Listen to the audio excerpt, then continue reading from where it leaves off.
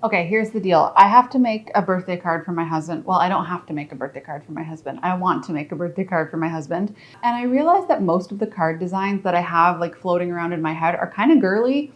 And most of the ones on this channel are like pink or flowery or whatever. So I thought I'm gonna do a video showing you how I'm making a more masculine card for my husband. And it's so dead simple. Anyone can create it. I would love to show you. So let's just jump right in. All you're gonna need for this project is either some Bristol style paper to use as your actual card or a pre-made card. It can be that too, it doesn't matter. This is my cutter to cut my card. Then I have some washi tape. This one that I'm using is actually from a collection that I created. Like I did this design on my washi tape and I used to sell it. It's sold out and I haven't restocked it, but in case you're wondering where that came from, it's mine. Then I have one marker. This is actually a highlighter. It's a zebra mild liner in like a light green, but you can use whatever color you want, whatever marker you want, it doesn't matter. And one black pen. I'm using a Micron pen size 2. And then I have an X-Acto knife for like a little tiny detail that I'll show you, but it's really not super necessary. So that's all you're gonna need. So just in the interest of saving us time, I've already cut this piece of paper into the size of card that I'm gonna use. And basically I'm gonna fold it in half, but I'm not folding it in half just yet. So if you're cutting your own paper, don't fold it. If you have one that's pre-folded, no problem, just unfold it. And then I have it on a piece of paper with a background like this so that I can run over the edges and it'll be no big deal. The next thing I'm going to do is I'm going to mask off a little section so that when I draw over it, it won't go through onto the card. And you'll see what I mean in a second. But before I do that, I need to kind of know where the edge of my card is going to be. So I'm going to just fold it enough so that I can see a little mark there so that I know, okay, this is going to be the center of the front of my card. And now I'm going to cut some washi tape to mask off the area that I'm going to want to write on afterwards.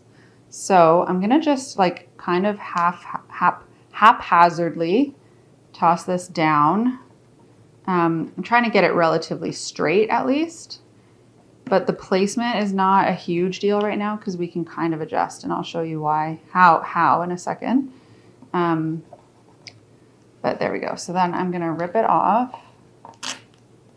Okay. So not a big deal if it's like a little bit messy at the moment, and that's what the X-Acto knife is going to be for. Then I'm going to cut one more strip, and I'm actually going to just like tear a piece off and stick it on because I want it to be a little bit bigger. So I'd say about that big.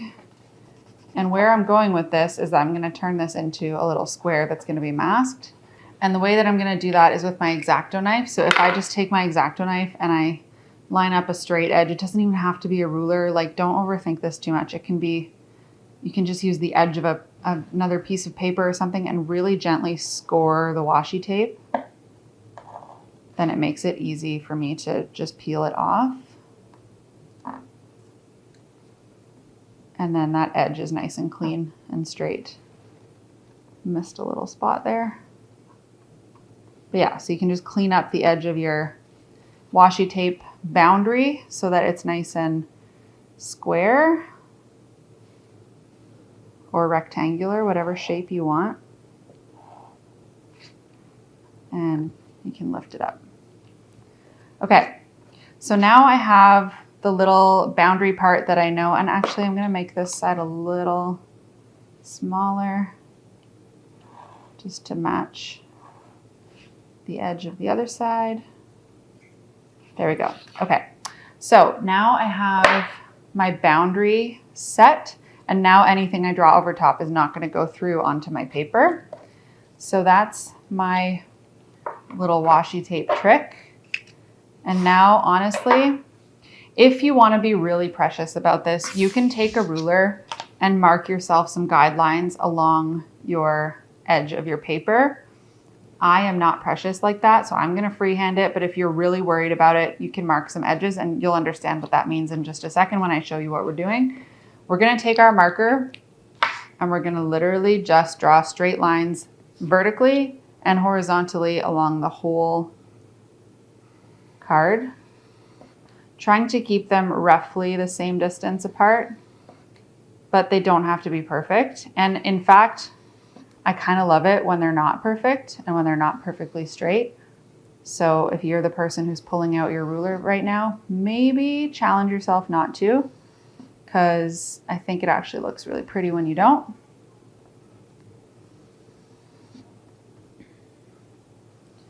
And when you don't overthink too much about where these lines are going to land or if they're perfectly spread out, and you can just run them right over that washi tape that we put down.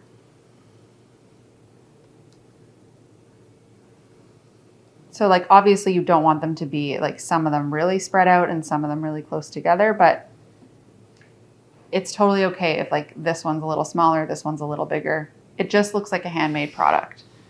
So now we're going to turn it and we're going to do the exact same thing running the other direction. There we go. And then when we take it off, we have this really pretty gingham pattern. And what I like to do, and this is optional because it takes a few minutes, is I like to go through and just add a little more of my color on all the intersection points because I feel like it just makes it really pop. So I'm going to go through and do that. But even if these extra like spots of ink that you have don't overlap perfectly with the square, like it doesn't have to be perfect. Again, the sketchier that these things are, typically the more like whimsical and handmade they look, which is the whole point, right? So let's not overthink it too much. You can probably see right away that it gives it a little bit more of a pop. But it does also look a little messier. So if the messy stuff is not your vibe, feel free to skip this step and just leave it how it was. Okay. There we go. We're done with the marker. We're done with our scrap paper. And now we can lift up our washi tape and see how that little perfect boundary left us a spot to write in.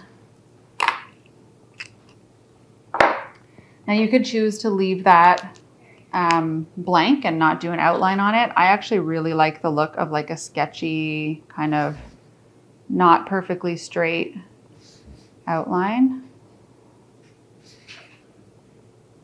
Sometimes even a double. Maybe I'll do a little double line here.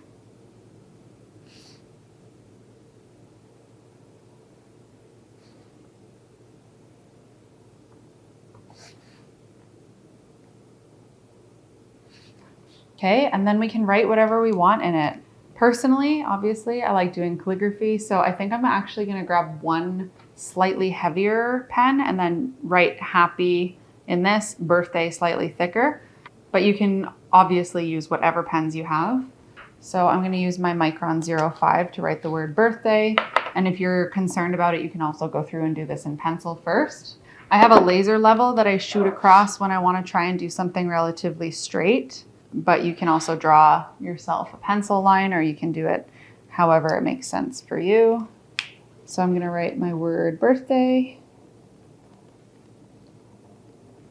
And as always, if you're looking at this and you're like, I don't know how to do calligraphy, totally fine. Doesn't have to be calligraphy. You can do whatever you want. But also, if you do want to learn calligraphy, that is what I teach a lot of the time. So would love to have you. I have a full free crash course. I'll link to it down below if you want to give it a try. So there we go. I have my word birthday. Now I'm going to write my word happy. I think I'm going to do it angled, H-A-P-P-Y. So P will be straight at the top.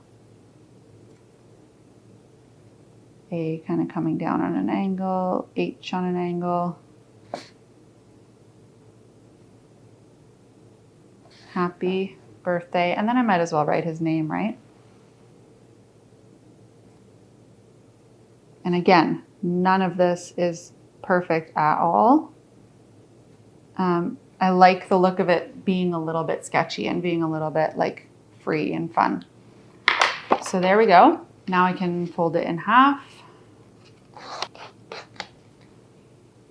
And there you have it, a very, very simple birthday card that feels a little more masculine, But of course, you could do this in any colors you want and make it as feminine or as masculine or as neutral as you want to. Then on mine, I actually made this little like paper crafted golf bag because my husband wanted a golf bag for his birthday, and I thought it would be kind of fun to add it onto this card. So I added this little thing, this little golf bag and this little golf club to this card. If that inspires you, go ahead. I don't have a tutorial on how to do that paper cutting part because I just kind of make it up and cut out pieces of paper as I go. But this is such a customizable card. You can do it in whatever design you want. You can leave it simple. You can add little elements like this. I just feel like it's such a good basic card you can recreate over and over again and do whatever you want with it. So I hope you enjoyed it. I'm gonna link to another video next that I think you're also gonna like, and I hope to see you over there.